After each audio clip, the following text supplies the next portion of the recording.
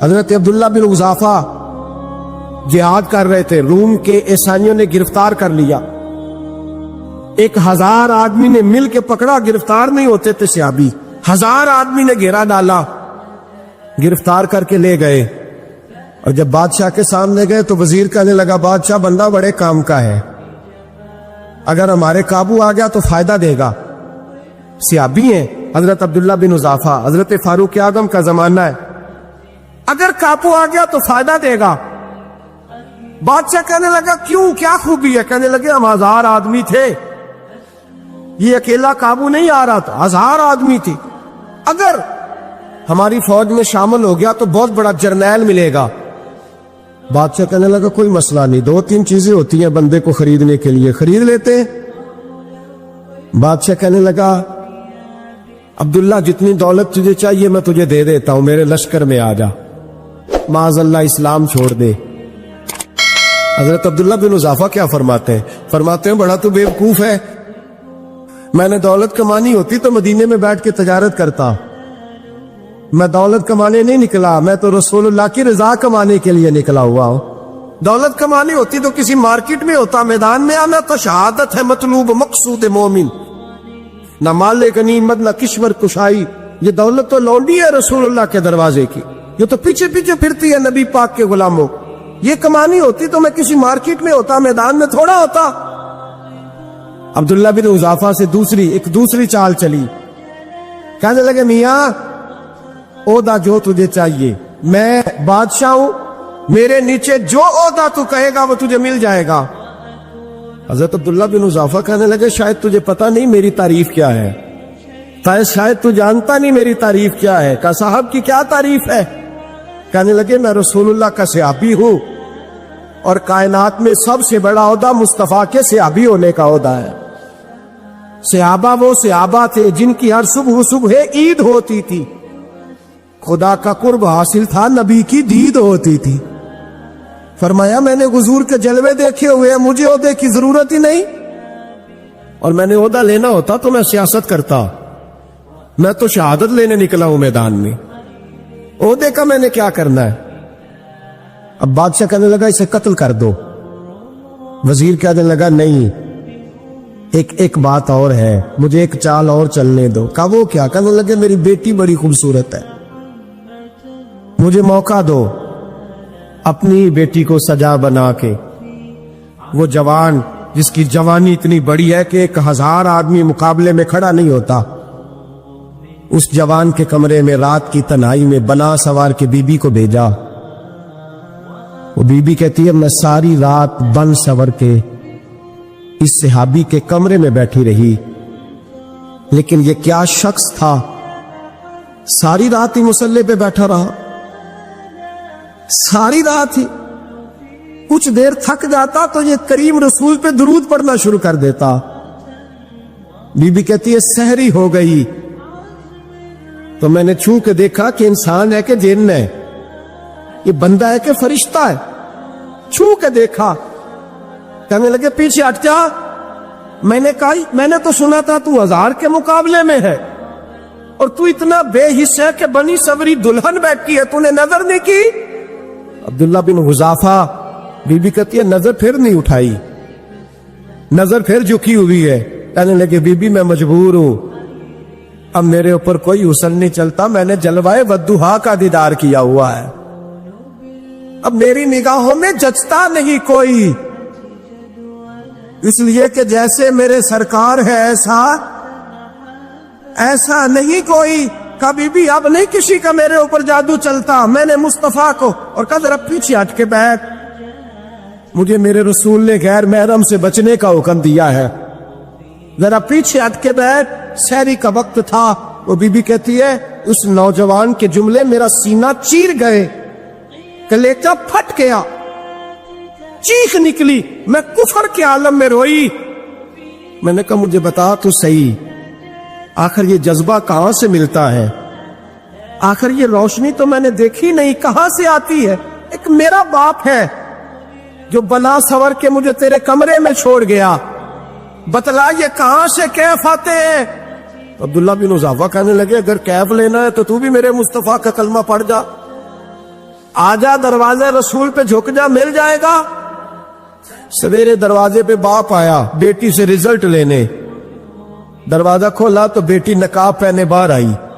باپ کہنے لگا کیا بلا؟ کہنے لگی پیچھے ہٹ، کیا تو غیر محرم ہے، کافر ہے، میں مسلمان ہوں۔ اس نے کہا کیا ہوا؟ کہنے لگی تیرے جیسے کو باپ کہوں، تیرے جیسے کو جو مجھے استعمال کرنا تھا؟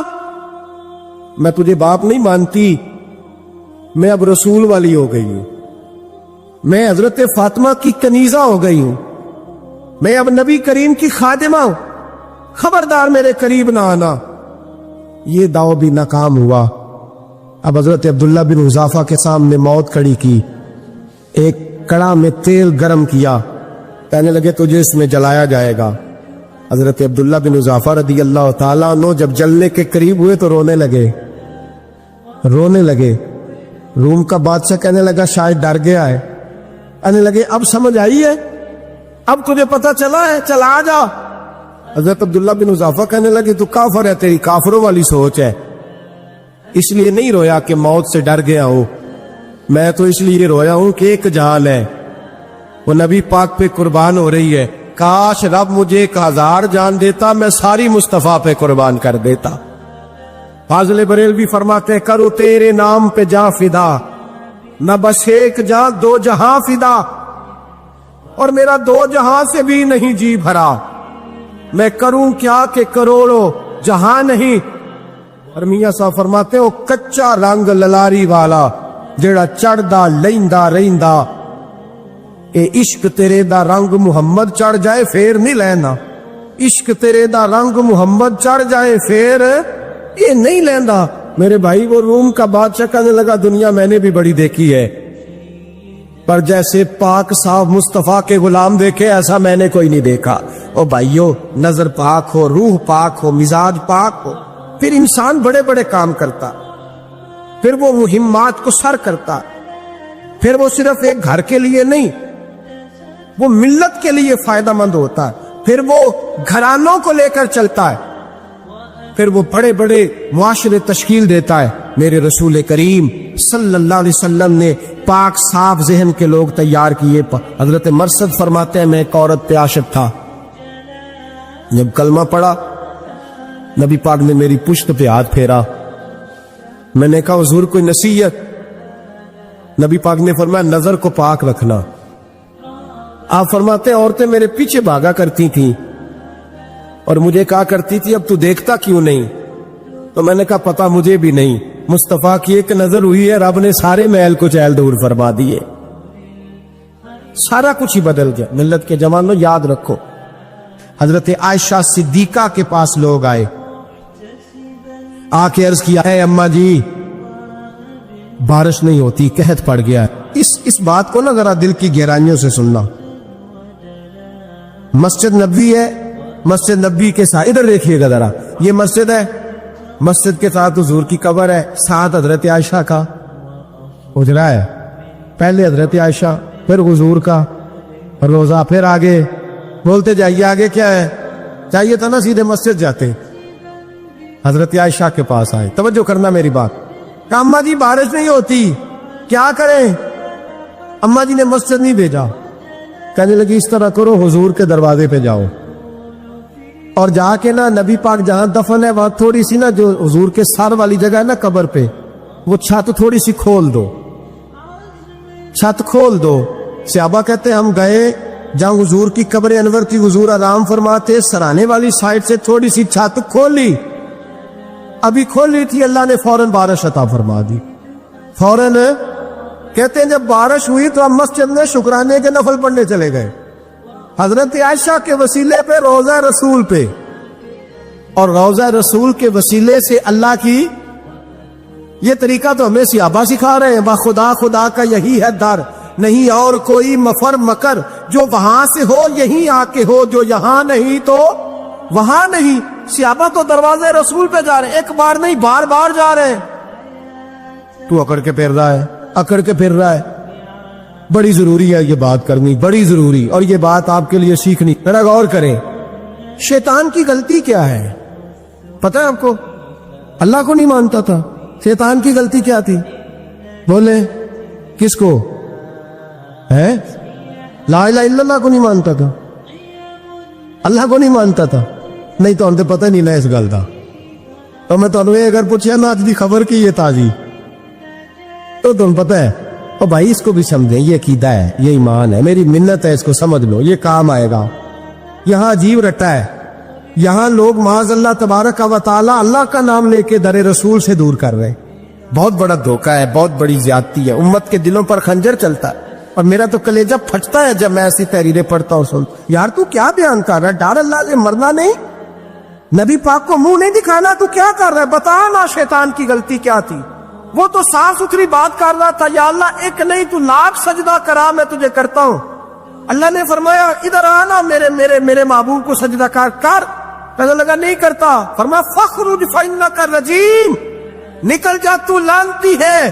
جو حضرت آدم کو وسیلہ نہ مانے وہ لعنتی ہے، اور جو روضہ رسول پہ کھڑا ہو کے کہے میں نبی کو وسیلہ نہیں مانتا، جو دروازے رسول پہ پہنچ کے کہے میں نبی پاک کو وسیلہ نہیں مانتا، جو مصطفیٰ کے وسیلہ ہونے کا انکار کرے، تو کہتا ہے کہ دنیا میں وسیلہ نہیں مانتا۔ اللہ تو قیامت کے دن بھی کہتا ہے جو مصطفیٰ کے پاس سے ہو کے آئیں گے میں بخش دوں گا۔ شفاعتی لعلی الکبائر من امتی، حضور فرماتے ہیں موٹے موٹے گناہگار آتے جائیں گے، کالی کملی کے نیچے چھپاتا جاؤں گا، جنت میں بھیجتا جاؤں گا۔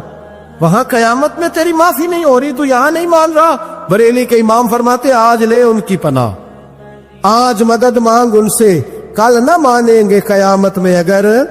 اور دیکھ تو کہتا ہے میری نمازیں، میرے روزے، میری زکاتیں، میرا جہاد کام آئے گا۔ سن حضرت عبد الرحمن ابن عوف، صحابہ میں سے تگڑا آدمی، اتنا بڑا شخص، اتنا بڑا آدمی کہ جس کے پیچھے میرے رسول نے نماز ادا فرمائی ہے، اتنا بڑا شخص، ہر جہاد میں سب سے پہلے، سب سے امیر تھے، صدقات خیرات بڑھ بڑھ کے دیتے تھے، ساری نیکیاں۔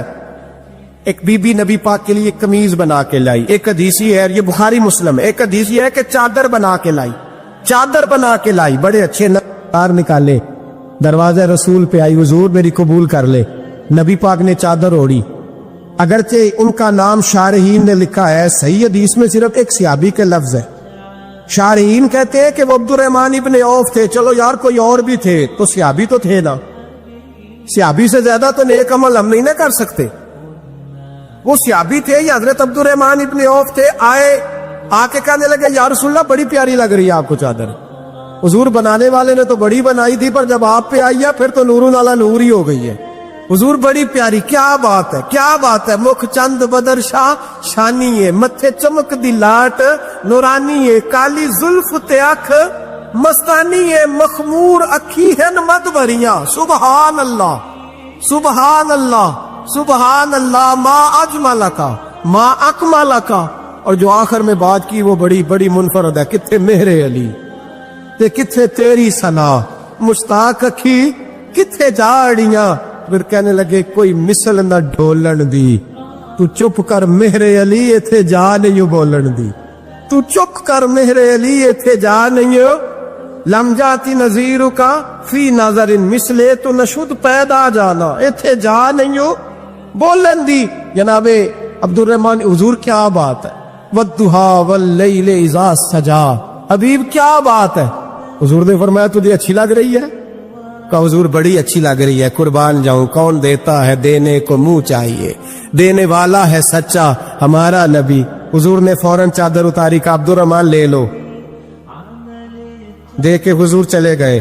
صحابہ گرد کٹھے ہوئے، محفل کا رنگ ہی بدل گیا۔ تھوڑی دیر پہلے مسکراہٹ تھی، ایک صحابی غصے سے بولے، کہنے لگے عبد الرحمن یار تو تگڑا بندہ ہے، تو چاہے تو ابھی باہر جا کے 100 چادر اس طرح کی خریدے، حضور تو کسی کی قبول ہی نہیں کرتے، بڑی مشکل سے کسی کی چیز لیتے ہیں، غریب کا خیال رکھتے ہیں۔ حضور نے قبول کر لی تھی تو عجیب آدمی ہے، تو نے مانگ لی، یہ خیال نہیں آیا۔ پہلے مسکراہٹیں تھیں جب حضور اور جناب عبد الرحمن، اب سنجیدگی آئی۔ اب سنجیدگی کے فوراً بعد جب صحابی نے سوال کیا تو محفل میں آنسو آ گئے۔ حضرت عبد الرحمن رو پڑے، نمازیں بھی ہیں، جہاد بھی ہے، پر فخر میں کسی بات پہ رو پڑے، کہنے لگے او بیلیا تیرا کیا خیال ہے، میں نے اوڑھنے کے لیے لی ہے؟ پہننے کے لیے لی ہے؟ فرمانے لگے نہیں، اللہ کی عزت کی قسم میں نے تو اس لیے لی ہے جب مروں گا تو گھر والوں کو کہوں گا مجھے نبی پاک کی چادر میں کفن دینا، اٹھانا بخاری پڑھنا، حضور کی چادر میں کفن دینا، اس لیے کہ مجھے پتا ہے جب مصطفیٰ کی چادر اوڑھ کے جاؤں گا تو اللہ بے حساب ہی بخشش فرما دے گا۔ تو نبی پاک کے وسیلے کا قائل نہیں، یہاں چادر کی بات ہو رہی ہے۔ سنیے اور غور کیجئے، حضرت مولا علی شیر خدا رضی اللہ، ان کی اماں نے نا حضور سے بڑا پیار کیا۔ حضرت ابو طالب کے گھر میں نبی پاک نے پرورش پائی، ان کی والدہ حضرت علی کی والدہ جناب فاطمہ بنت اسد حضور سے بڑا پیار کرتی۔ صحابہ کہتے ہیں اس دن حضور بڑا روئے جس دن حضرت فاطمہ نے مدینے میں انتقال فرمایا۔ فاطمہ بنت اسد جناب علی کی والدہ، فرماتے ہیں جب خبر ملی کہ حضرت علی کی والدہ وصال کر گئے تو حضور رونے لگے، فرمایا وہ علی کی نہیں، وہ تو میری ماں تھی، میری اماں تھی۔ امام ابو نعیم نے لکھا ہے، کہتے ہیں حضور نے فرمایا جب میری اماں کو غسل دینے لگو نا، کفن پہنانے سے پہلے مجھ سے پوچھ لینا۔ صحابہ کہتے ہیں کفن دینے سے پہلے عورتیں آئی، حضور کیا کرنا ہے؟ نبی پاک اندر گئے، جو قمیض پہنی ہوئی تھی وہ اتار کے دی، اور میں چٹے رنگ کا سفید رنگ کا کفن نہ دینا، میرا کرتا پہناؤ میری اماں کو۔ حضور نے کفن دیا۔ حضرت ابو ذر غفاری فرماتے ہیں جب جنازہ پڑھ لیا نا تو نبی پاک فرمانے لگے قبر صحیح بنائی ہے تم نے؟ حضور صحیح بنائی ہے؟ فرمایا نہیں، لگتا نہیں۔ فرماتے یہ کہتے کہتے میرے نبی قبر میں اتر گئے، میری آنکھیں برس پڑیں، میں نے کہا علی کی اماں رب تجھ سے کیا حساب لے گا، ساری رحمتیں تو پہلی تیری قبر میں آ گئی۔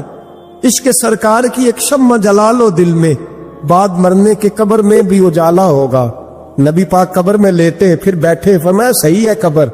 پھر میرے نبی پاک نے دفن کیا ان کو، پھر دیر تک دعا کرتے رہے اور رو کے فرمانے لگے اے اللہ اپنے نبیوں کے وسیلے سے اور میرے وسیلے سے میری اماں کی قبر روشن کر دے۔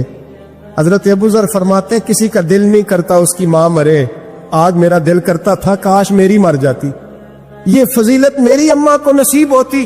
سیدنا ابو ذر فرماتے جب حضور رخصت ہونے لگے تو میں قریب گیا، میں نے کہا حبیبہ ذرا یہ رنگ مجھے بھی سمجھائیں، تو حضور نے فرمایا میں نے اپنا کرتا اس لیے پہنایا ہے کہ جب میرا کرتا فاطمہ بنت اسد کو پہنایا جائے گا تو اس کے توسل سے اللہ انہیں جنت کا جوڑا عطا فرمائے گا، اور قبر میں اس لیے اترا ہوں کہ جب میں قبر میں اترا ہوں تو اب میری اماں کی قبر تنگ نہیں ہوگی بلکہ اللہ میری برکت سے کشادگی عطا فرما دے گا۔ پس مردن فرشتوں نے جو تلاشی لی تو کیا نکلا، فقط ایک دل کے گوشے سے خیال مصطفیٰ نکلا، اور میاں صاحب تو تڑپ اٹھے، کہنے لگے قبر میری تے میرے اپیرا جے کر پاویں پھیرا، قبر میری تے چلو زندگی میں بھی دعا رہی، زندگی میں بھی دعا رہی کہ تو آئے، میں کو جیتے میرا دل بر سونا، کیوں کر اس نو بھاواں او ویڑے میرے وڑدا ناہی، میں پئی لکھ وسیلے پاواں، میں نے زندگی میں بھی کہا وہ نہیں آیا، کی سی جے درد بن کے آ جاتو نہیں آیا۔ میاں صاحب کہتے ہیں میری قبر میں بھی یہ دعا رہی، قبر میری تے میرے اب پیرا جے کر پاویں پھیرا، قبر میری تے میرے اب پیرا جے کر پاویں پھیرا، قبر دے وچوں ہڈیاں اٹھ کے مجرا کر سن تیرا۔